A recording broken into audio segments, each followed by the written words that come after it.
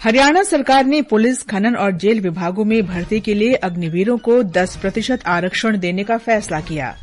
Oman में 13 भारतीय सदस्यों वाले एक तेल टैंकर के डूबने के बाद शुरू हुए बचाव अभियान में भारतीय नौसेना भी शामिल हुई। मौसम विभाग ने सौराष्ट्र, कच्छ, कोंकण, गोवा, कर्नाटक के तटीय और दक्षिणी आंतरिक क्षेत्र में मूसलाधार बारिश का रेड अलर्ट जारी किया। बांग्लादेश में कोटा सुधारवादियों, पुलिस और सरकार समर्थक छात्रों के बीच झड़प जारी, सभी शैक्षणिक संस्थान अगली सूचना तक बंद। और खेल मंत्रालय ने आगामी पेरिस ओलंपिक्स के लिए 117 एथलीटों के दल को मंजूरी दी। समाचार संध्या के साथ मैं कनकलता। हरियाणा सरकार ने पुलिस, खनन और जेल विभागों में कुछ पदों पर भर्ती में अग्निवीरों को 10% आरक्षण देने का फैसला किया है। मुख्यमंत्री नायब सिंह सैनी ने आज चंडीगढ़ में इसकी घोषणा करते हुए कहा कि राज्य में कांस्टेबल, खनन रक्षक, वन रक्षक, जेल वार्डन और विशेष पुलिस अधिकारी एसपीओ के पदों पर सीधी भर्ती में अग्निवीरों को 10% आरक्षण दिया जाएगा। अग्निवीरों को ग्रुप बी और सी में सरकारी पदों के लिए निर्धारित अधिकतम आयु 3 वर्ष की छूट प्रदान की जाएगी, परंतु अग्निवीरों के पहले बैच के मामले में आयु में यह छूट 5 वर्ष की होगी। सरकार ग्रुप सी में सिविल पदों पर सीधी भर्ती में अग्निवीरों के लिए 5% हॉरिजॉन्टल आरक्षण और ग्रुप बी में 1% हॉरिजॉन्टल आरक्षण प्रदान करेंगे। मुख्यमंत्री ने कहा कि सरकारी विभागों, बोर्डों और निगमों में तैनाती के इच्छुक अग्निवीरों को मैट्रिक स्कोर में प्राथमिकता दी जाएगी। उन्होंने कहा कि अग्निवीरों को 30,000 रूपये प्रतिमाह से अधिक वेतन देने वाली औद्योगिक इकाइयों को राज्य सरकार 60,000 रूपये की वार्षिक सब्सिडी देगी। श्री सैनी ने कहा कि स्वयं का उद्यम स्थापित करने वाले अग्निवीरों को 5 लाख रूपये तक का ब्याज मुक्त ऋण दिया जाएगा। उन्होंने कहा कि अग्निवीरों को भी प्राथमिकता के आधार पर शस्त्र लाइसेंस प्रदान किया जाएगा। अगर कोई अग्निवीर दुर्घटनाग्रस्त होता है तो भारत सरकार की सड़क परिवहन राजमार्ग योजना के अंतर्गत मुआवजा और निःशुल्क उपचार की सुविधा दी जाएगी। स्वास्थ्य और परिवार कल्याण मंत्री जेपी नड्डा ने कहा है कि भारत की विश्व की फार्मेसी की प्रतिष्ठा के अनुरूप विश्व स्तरीय दवा नियामक ढांचा तैयार किया जाना चाहिए। उन्होंने कहा कि उत्पादों की गुणवत्ता सुनिश्चित करने के लिए दवा और चिकित्सा उपकरण उद्योग के बीच लगातार विचार विमर्श होते रहना चाहिए। श्री नड्डा ने आज दवाओं, सौंदर्य प्रसाधनों और चिकित्सा उपकरणों के विनियमन पर एक समीक्षा बैठक की। उन्होंने कहा कि वैश्विक स्तर पर दवाओं के उत्पादक और निर्यातक के तौर पर भारत अग्रणी है। उन्होंने केंद्रीय औषधि मानक नियंत्रण संगठन सीडीएसओ से वैश्विक मानकों के अनुरूप समय सीमा के साथ एक रोड मैप तैयार करने को कहा। विज्ञान और प्रौद्योगिकी मंत्री डॉ जितेंद्र सिंह ने सुलभ और किफायती स्वास्थ्य देखभाल के लिए नवीनतम तकनीकों का उपयोग करने को कहा है। उन्होंने कहा कि प्रौद्योगिकी से स्वास्थ्य सेवा क्षेत्र में क्रांति आ रही है। आर्टिफिशियल इंटेलिजेंस और मशीन लर्निंग टूल के एक साथ उपयोग से दक्षता में वृद्धि और स्वास्थ्य सेवाओं में सुधार हो सकता है। केंद्रीय मंत्री ने आज नई दिल्ली में एक कार्यक्रम में कहा कि देश विश्व के शीर्ष 6 जैव निर्माताओं में से एक है और किफायती स्वास्थ्य देखभाल का केंद्र बन गया है। उन्होंने कहा कि चिकित्सा, पर्यटन और स्वास्थ्य देखभाल के क्षेत्र में भारत सबसे अधिक मांग वाला गंतव्य देश बन गया है। युवा कार्य और खेल मंत्री मनसुख मांडविया ने कहा है कि देश के युवा भविष्य के नीति निर्माता हैं। उन्होंने कहा कि सरकार विभिन्न योजनाओं और कार्यक्रमों के माध्यम से युवाओं के सशक्तिकरण के लिए प्रतिबद्ध है। केंद्रीय मंत्री ने आज नई दिल्ली में राष्ट्रीय युवा और राष्ट्रीय सेवा योजना पुरस्कार विजेताओं से संवाद किया। इस दौरान डॉ मांडविया ने कहा कि युवाओं की बदलाव लाने की क्षमता से देश प्रगति और नवाचार की ओर अग्रसर होगा। कार्यक्रम का उद्देश्य पुरस्कार विजेता युवाओं की उपलब्धियों का जश्न मनाना और मेरा युवा भारत मंच को और अधिक उपयोगी बनाने पर चर्चा करना था। डॉ मांडविया ने पुरस्कार विजेताओं से मंच को और अधिक संवाद परक बनाने के बारे में सुझाव आमंत्रित किए। ये समाचार आकाशवाणी से प्रसारित किए जा रहे हैं।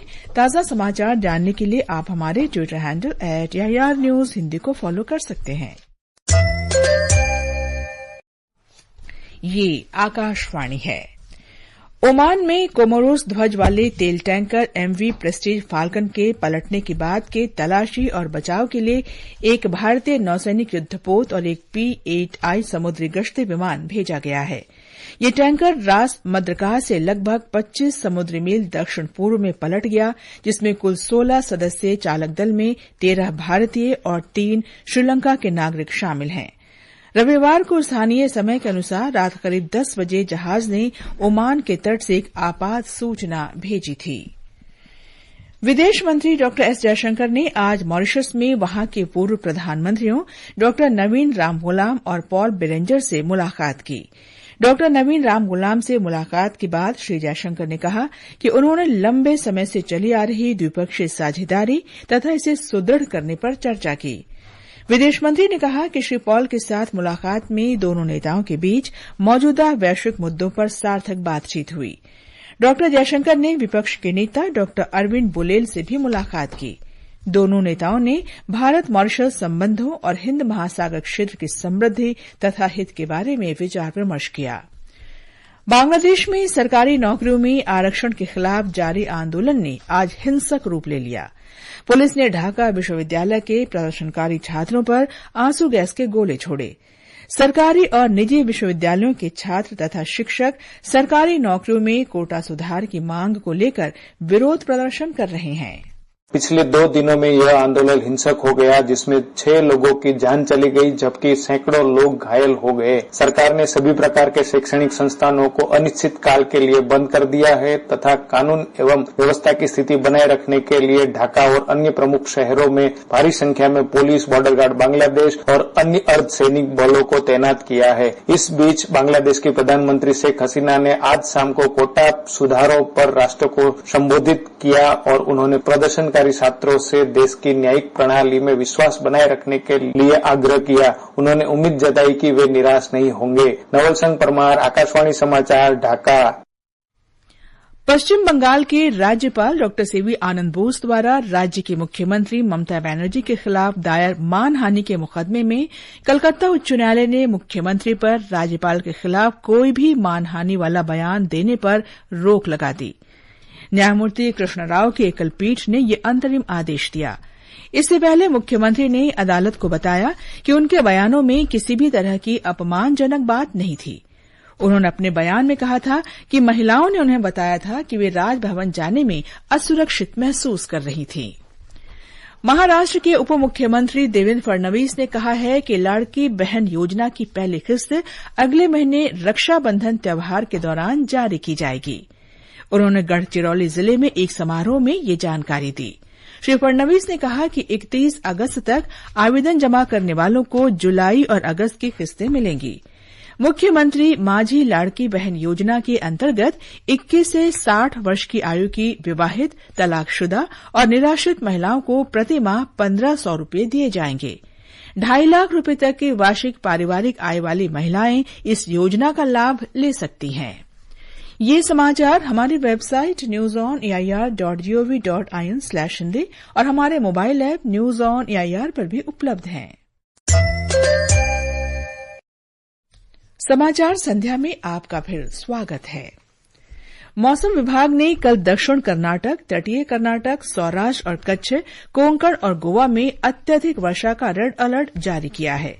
इसके अलावा कल तमिलनाडु, पुदुचेरी, कराईकल, केरल, माहे, तटीय आंध्र प्रदेश और यनम में तेज बारिश का ऑरेंज अलर्ट जारी किया गया है। कल उत्तराखंड, गुजरात और पूर्वी राजस्थान में भी मूसलाधार बारिश होने की संभावना है। आशुरा-ए-मुहर्रम आज देश के विभिन्न हिस्सों में श्रद्धापूर्वक मनाया गया। ये दिन पैगंबर मोहम्मद के पोते हजरत इमाम हुसैन और उनके साथियों की शहादत का प्रतीक है, जिन्होंने करबला में सच्चाई, धार्मिकता और न्याय को कायम रखने के लिए अपने प्राणों की आहुति दे दी थी। इस अवसर पर ताजिया जुलूस निकाले गए, जिन्हें शाम को निर्धारित स्थानों पर दफनाया गया। तेलंगाना में हिजरी कैलेंडर के मुहर्रम महीने के 10वें दिन यौम आशुरा मनाया गया। इस मौके पर हैदराबाद में मुख्य जुलूस दबीरपुरा से होते हुए चदर घाट में मस्जिद इलाही पर संपन्न हुआ। प्रधानमंत्री नरेंद्र मोदी ने आज आषाढ़ एकादशी के अवसर पर लोगों को बधाई दी है। सोशल मीडिया पोस्ट में श्री मोदी ने कामना की कि भगवान विट्ठल की कृपा से समाज में खुशी और समृद्धि बनी रहे। महाराष्ट्र के मुख्यमंत्री एकनाथ शिंदे ने युवाओं के लिए नौकरी प्रशिक्षण और स्टाइपेंड योजना की घोषणा की है, जिसे लड़का भाऊ योजना नाम दिया गया है। आषाढ़ी एकादशी के अवसर पर सोलापुर जिले के पंढरपुर में उन्होंने मुख्य रूप से पुरुषों के लिए इस नई योजना की व्यापक विशेषताओं की घोषणा की। उन्होंने कहा कि इस योजना के तहत 12वीं पास नौकरी चाहने वालों को 6,000 रूपये, डिप्लोमा धारकों को 8,000 रूपये और स्नातक डिग्री वालों को 10,000 रूपये प्रतिवर्ष मिलेंगे। सरकार से यह राशि उन्हें उद्योग में ऑन जॉब प्रशिक्षण के दौरान मिलेगी। ओडिशा में भगवान जगन्नाथ, भगवान बलभद्र और देवी सुभद्रा की सुनहरी पोशाक सुनाबेशा को देखने के लिए लाखों श्रद्धालु पुरी में हैं। इसके मद्देनजर पुरी में सुरक्षा के व्यापक प्रबंध किए गए हैं। भगवान जगन्नाथ, भगवान बलभद्र और देवी सुभद्रा को आज शाम सुनाबेशा नामक सबसे विस्मयकारी समारोह में सजाया गया। सुनाबेशा एक महत्वपूर्ण आध्यात्मिक उत्सव है जो स्वर्ण आभूषणों के अपने शानदार प्रदर्शन के साथ उड़ीसा की समृद्ध सांस्कृतिक विरासत को भी उजागर करता है। इसे राज राजेश्वरी बेशा के रूप में भी जाना जाता है और ये एक सुंदर परंपरा है जहाँ भगवान जगन्नाथ और उनके भाई बहन भगवान बलभद्र और देवी सुभद्रा को सोने से सजाया जाता है। यह परंपरा भगवान जगन्नाथ के भक्त राजा कपिलेंद्र देव के शासन से शुरू हुई। श्रद्धालु आज रात 11 बजे तक स्वर्ण परिधान में भगवान के दर्शन कर सकेंगे। प्रकाश दास, आकाशवाणी समाचार। पेरिस ओलंपिक्स में भारत के 117 खिलाड़ी भाग लेंगे। खेल मंत्रालय ने इसके अलावा सहयोगी स्टाफ के 140 सदस्यों को भी मंजूरी दी है, जिसमें खेल अधिकारी भी शामिल हैं। एक रिपोर्ट। पेरिस ओलंपिक में भाग लेने वाले भारतीय दल में सर्वाधिक 29 खिलाड़ी एथलेटिक्स के हैं, जिसमें 11 महिलाएं और 18 पुरुष हैं। उनके बाद निशानेबाजी में 21 और हॉकी में 19 खिलाड़ी हैं। टेबल टेनिस में 8 जबकि बैडमिंटन में 2 बार की ओलंपिक पदक विजेता पीवी सिंधु सहित 7 खिलाड़ी भाग लेंगे। कुश्ती, तीरंदाजी और मुक्केबाजी में 6-6 खिलाड़ी चुनौती पेश करेंगे। इसके बाद गोल्फ में 4, टेनिस में 3, तैराकी और सेलिंग में 2-2 खिलाड़ी हैं। घुड़सवारी, जूडो, रोइंग और भारोत्तोलन में 1-1 खिलाड़ी भाग लेंगे। टोक्यो ओलंपिक की रजत पदक विजेता मीराबाई चानू दल में शामिल एकमात्र भारोत्तोलक हैं। लंदन ओलंपिक में कांस्य पदक विजेता पूर्व निशानेबाज गगन नारंग को दल प्रमुख बनाया गया है। समाचार कक्ष के लिए प्रियंका अरोड़ा। रेलवे सुरक्षा बल आरपीएफ ने पिछले 7 वर्ष के दौरान नन्हे फरिश्ते ऑपरेशन के तहत 84,000 से अधिक बच्चों को बचाया है। रेल मंत्रालय के अनुसार नन्हे फरिश्ते विभिन्न भारतीय रेलवे जोन में देखभाल और सुरक्षा की आवश्यकता वाले बच्चों को बचाने के लिए एक समर्पित मिशन है। मंत्रालय ने कहा कि बचाए गए बच्चे को जिला बाल कल्याण समिति को सौंप दिया जाता है, जो बच्चे को माता पिता को सौंप देती है। बचाए गए बच्चों में घर से भागे हुए, लापता, बेसहारा, अपहृत, मानसिक रूप से विकलांग और सड़क पर रहने वाले बच्चे हैं। अंत में मुख्य समाचार एक बार फिर। हरियाणा सरकार ने पुलिस, खनन और जेल विभागों में भर्ती के लिए अग्निवीरों को 10% आरक्षण देने का फैसला किया। ओमान में 13 भारतीय सदस्यों वाले एक तेल टैंकर के डूबने के बाद शुरू हुए बचाव अभियान में भारतीय नौसेना भी शामिल हुई। मौसम विभाग ने सौराष्ट्र, कच्छ, कोंकण, गोवा, कर्नाटक के तटीय और दक्षिणी आंतरिक क्षेत्र में मूसलाधार बारिश का रेड अलर्ट जारी किया। बांग्लादेश में कोटा सुधारवादियों, पुलिस और सरकार समर्थक छात्रों के बीच झड़प जारी। सभी शैक्षणिक संस्थान अगली सूचना तक बंद। खेल मंत्रालय ने आगामी पेरिस ओलंपिक्स के लिए 117 एथलीटों के दल को मंजूरी दी। इसके साथ ही समाचार संध्या का ये अंक समाप्त हुआ। नमस्कार।